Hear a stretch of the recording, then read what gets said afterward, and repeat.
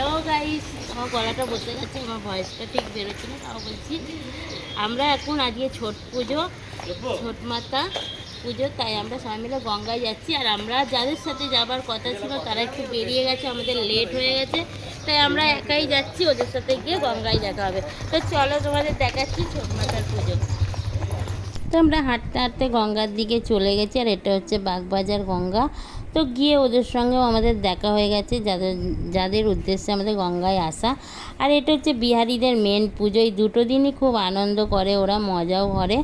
আর গঙ্গায় দেখো কত ভিড় হয়েছে, মানে এতটাই ভিড় হয়েছে যে দাঁড়ানোর জায়গা নেই।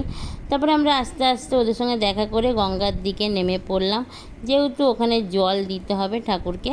ওরাও বললো যে জল দিবি, আমরা বললাম হ্যাঁ দেবো। দিয়ে জলের দিকে নেমে গিয়ে এক এক করে ফার্স্টে আমি জল দিয়ে নিলাম, তারপরে পেছনে পূজা, আমার মেয়ে, সবাই জল দিয়ে নিল। দিয়ে আমরা ওখান থেকে আবার উঠে পড়লাম, যেহেতু দাঁড়াতে পারছি না, এত ভিড় হয়েছে, পা লেগে যাবে। তো সধবা মানুষের সিঁদুর পরতে, তাই সিঁদুর পরে নিলাম, আমি পরলাম, পূজা পড়লো। তো ফাইনালি আমরা গঙ্গায় চলে এসেছি, আর ওদের সাথেও দেখা হয়ে গেছে, যাদের মানে উদ্দেশ্যে আমাদের আসা। তারপরে ওদের ওখানে গিয়ে আমরা পুজোতে আমরা জল দিলাম গঙ্গাতে নেমে। তারপর আমরা এবার উপরে দেখো এতটাই ভিড় হয়েছে যে আমরা দাঁড়াতে পারছি না, আর ভেতরটা ওখানটায় এতটা ভিড় যে আমরা নিচে দাঁড়াতে পারছি না, তাই ওপরে উঠে এসেছি। দেখছো কত ভিড় হয়েছে গঙ্গার মধ্যে, খুব মজা হচ্ছে, আনন্দ লাগছে, খুব ভালো লাগছে, খুব ভালো লাগছে।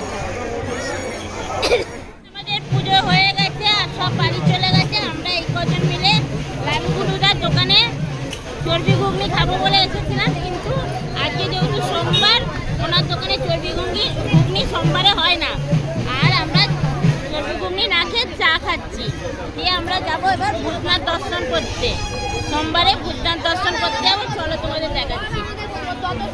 তো আমরা হাঁটতে হাঁটতে আবারও এগিয়ে পড়লাম ভূতনাথের দিকে। পুরো গঙ্গার ধার ধরে হেঁটেছি, খুব ভালো লাগলো, এত ভিড় হয়েছে, দেখতে দেখতে আসলাম।